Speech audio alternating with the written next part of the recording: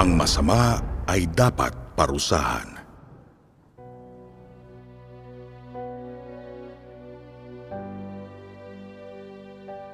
Ang pagsisiyasat kung iyong isinasagawa, ang pagkamatuwid sa lahat ng iyong ginagawa, at kung minamasdan ng Diyos lahat ng pagkilos mo, ay mga prinsipyo sa pag-uugali ng mga naniniwala sa Diyos. Tatawagin kayong matuwid dahil napalulugod ninyo ang Diyos at dahil tinatanggap ninyo ang Kanyang pag-aalaga at proteksyon. Sa paningin ng Diyos, lahat ng tumatanggap ng Kanyang pag-aalaga, proteksyon at pagkaperpekto at mga nakakamit niya ay mga matuwid at tinitingnan ng may pagtatangi ng Diyos. Mas tinatanggap ninyo ang mga salita ng Diyos dito at ngayon mas nagagawa ninyong matanggap at maunawaan ang Kanyang kalooban. At kaya mas maisasabuhay ninyo ang mga salita ng Diyos at masusunod ninyo ang Kanyang mga pamantayan. Ito ang atas ng Diyos sa inyo at kung ano ang dapat ninyong makamtan. Kung gumagamit kayo ng mga pagkaintindi upang sukatin at balangkasin ang Diyos, na parang ang Diyos ay tulad ng isang di nagbabagong estatwa na gawa sa putik, at kung nililimitahan ninyo ang Diyos sa loob ng Biblia at pinagkakasya ninyo siya sa limitadong saklaw ng paggawa, ito ay nagpapatunay na kinundenan ninyo ang Diyos. Dahil sa kanilang mga puso, ang mga Hudyo sa panahon ng Lumang Tipan ay hinulma ang Diyos sa hugis ng isang Diyos-Diyosan na parang ang Diyos ay matatawag lamang Mesiyas at tanging siya lamang na tinatawag na Mesiyas ang Diyos. At dahil pinaglingkuran at sinamba nila siya na parang isang walang buhay na estatwang gawa sa luwad, ipinako nila si Jesus sa krus sa panahong iyon, na hinatulan siya nila ng kamatayan at pinarusahan ang walang kasalanan si Jesus ng kamatayan. Walang ginawang krimen ang Diyos, ngunit hindi pinalampas ng tao ang Diyos, at walang pag-aalinlangang hinatulan siya ng parusang kamatayan. Sa gayon, ipinako si Jesus sa krus. Laging naniniwala ang tao na di nagbabago ang Diyos at inilalarawan siya ayon sa Biblia, na parang naaaninag na ng tao ang pamamahala ng Diyos, na parang ang lahat ng mga ginagawa ng Diyos ay nasa kamay ng tao. Ang mga tao ay talaga namang katawa-tawa, ang kinila ang sukdulang kayabangan, at lahat sila ay mayroong likas na kahusayang magsalita ng mapagmalaki. Gaano man kalaki ang kaalaman mo tungkol sa Diyos, sinasabi ko pa rin na hindi mo kilala ang Diyos at walang iba pang mas tumututol sa Diyos. At kinundena mo ang Diyos dahil lubos kang walang kakayahang sundin ang gawain ng Diyos at ang lumakad sa landas na gawing kang perpekto ng Diyos. Bakit hindi kailanman nasisiyahan ang Diyos sa mga pagkilos ng tao? Sapagkat hindi kilala ng tao ang Diyos, sapagkat masyado siyang maraming mga pagkaintindi, at sapagkat sa halip na tuparin ang realidad, Lahat ng kanyang kaalaman tungkol sa Diyos ay nanggaling mula sa parehong hibla at matigas at di matinag. Kaya sa kanyang pagdating sa mundo ngayon, ang Diyos ay minsan pang naipako ng tao sa krus. Malupit, marahas na sangkatauhan. Ang pakikipagsabwatan at intriga, ang pagigitgitan sa isa't isa, ang pag-aagawan ng reputasyon at kayamanan, ang ubusan sa isa't isa. Kailan ito matatapos? Sinalita ng Diyos ang daang libong mga salita, ngunit walang isa man ang natauhan.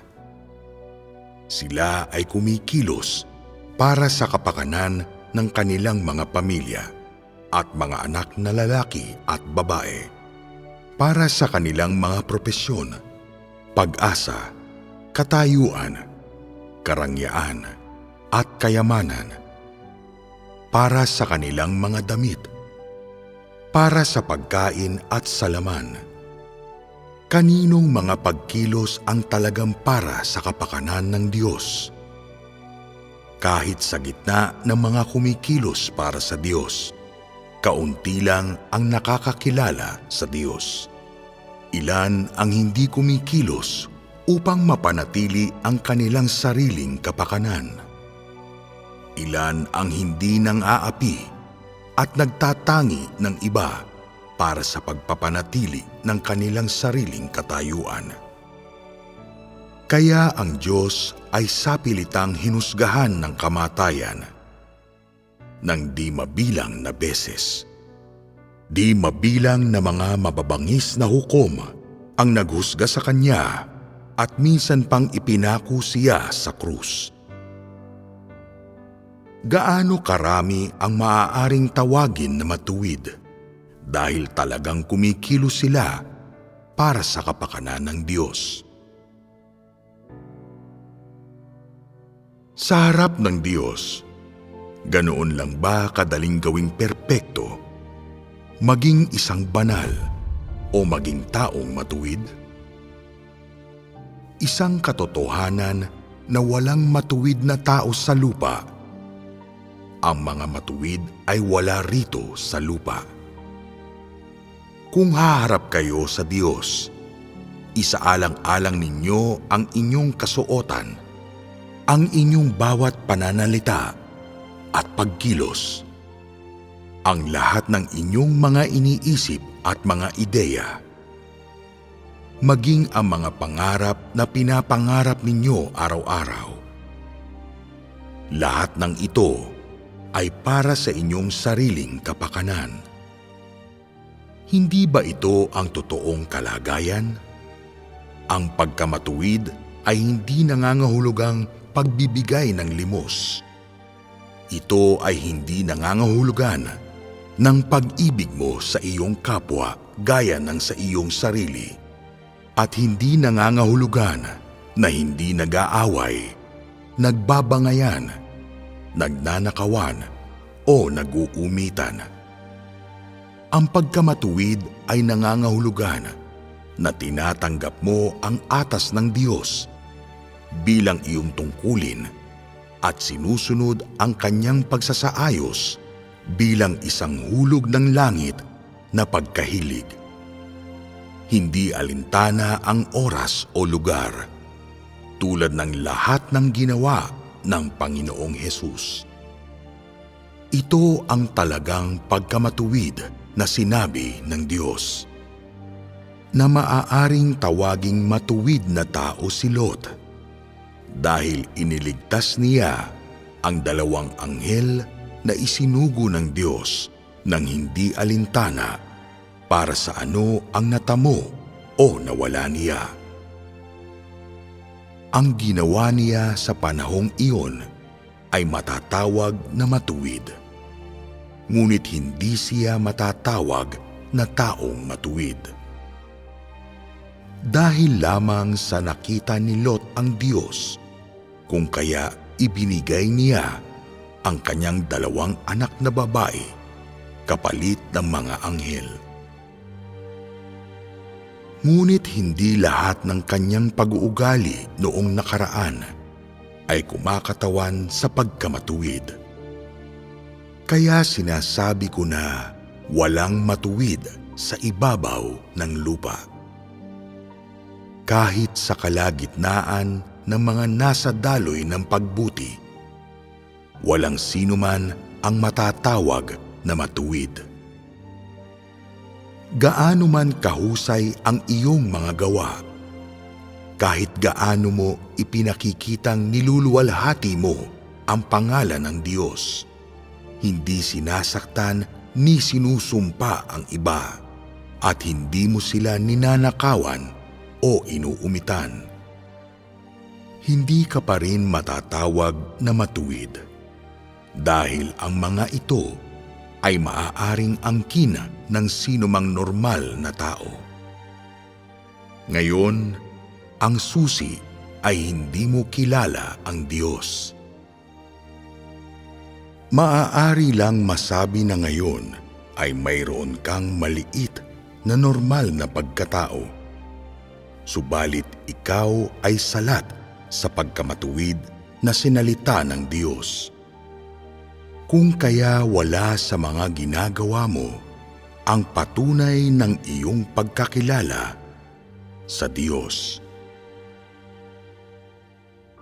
Dati, nang ang Diyos ay nasa langit, sinubukan ng tao na linlangin ang Diyos sa pamamagitan ng kanilang pagkilos. Ngayon, pumarito ang Diyos sa gitna ng mga tao. Kung gaano katagal ay walang nakaalam. Ngunit basta gumagawa lamang ang tao sa Diyos, sinusubukang linlangin ang Diyos. Hindi ba sukdulang paurong ang pag-iisip ng tao? Pareho ito kay Judas. Bago dumating si Jesus, nagsasabi ng mga kasinungalingan si Judas sa kanyang mga kapatid na lalaki at babae. At matapos dumating si Jesus, ay hindi siya nagbago. Hindi siya nagkaroon ng kahit katiting na kaalaman kay Jesus. At sa katapusan, pinagkanulo niya si Jesus. Hindi ba ito dahil hindi niya kilala ang Diyos? Kung sa ngayon, hindi pa rin ninyo kilala ang Diyos. Kung gayon, magiging katulad kayo ni Judas at ang trahedya ng pagkapako ni Jesus sa krus sa kapanahunan ng biyaya na libo-libong taon na ang nakaraan ay muling isasadula. Hindi ba kayo naniniwala rito? Ito ay isang katunayan. Sa ngayon, maraming tao ang nasa mga ganitong kalagayan. Maaaring sinasabi ko ito ng mas maaga. At ang gayong mga tao ay gumaganap sa papel ni Judas. Hindi ako nagsasalita ng mababaw, kundi ayon sa katunayan, at dapat kang maniwala. Kahit maraming tao ang nagkukunwaring mapagpakumbaba, sa kanilang mga puso ay walang iba kundi di umaagos, mabahong tubig. Sa ngayon, marami sa mga nasa iglesia ang katulad nito. Iniisip ninyo na wala akong alam. Ngayon, ang aking espiritu ay gumagabay sa akin at nagpapatotoo sa akin. Iniisip mo ba na wala akong alam? Iniisip ninyo bang wala akong naiintindihan sa mapanlinlang na kaisipan sa inyong mga puso at ang mga bagay na nakatago sa inyong mga puso?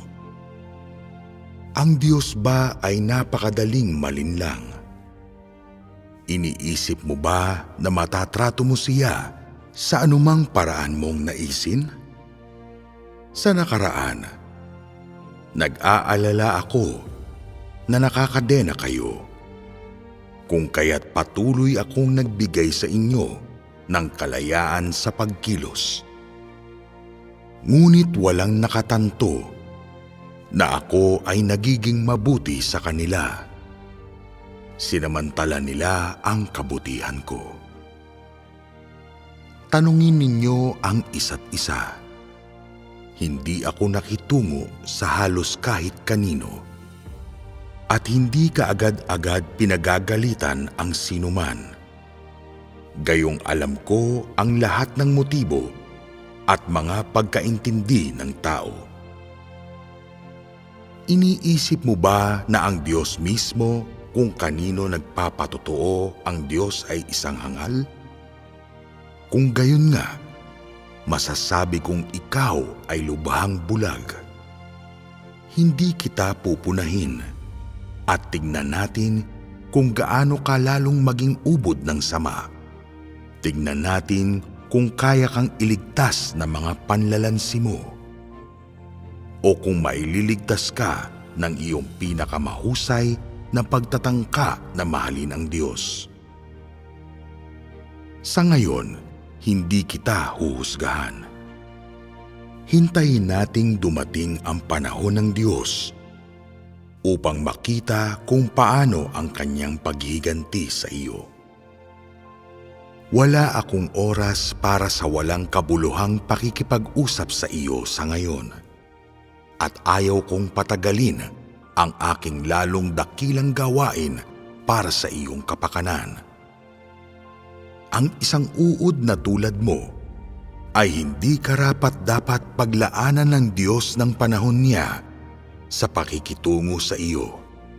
Kaya tingnan natin kung paano ka magpalayaw sa iyong sarili. Ang gayong mga tao ay hindi nagsisikap na magkaroon ng kahit katiting na kaalaman sa Diyos, at wala silang anumang pag-ibig sa Diyos. Ngunit nagnanais pa rin silang tawaging matuwid ng Diyos. Hindi ba ito isang biro? Sapagkat talagang kaunti na lamang ang bilang ng mga tao na tapat, ang iniintindi ko ay walang iba kundi ang pagbibigay buhay sa tao. Tatapusin ko lamang ang nararapat magawa ngayon, at pagkatapos, ang paghiganti ay ipapataw sa bawat isa, alinsunod sa kanyang pag-uugali. Nasabi ko na ang nararapat kong sabihin, sapagkat ito ang gawain na aking isinasagawa. Ginagawa ko ang nararapat kong gawin, at hindi ko ginagawa ang hindi ko dapat gawin.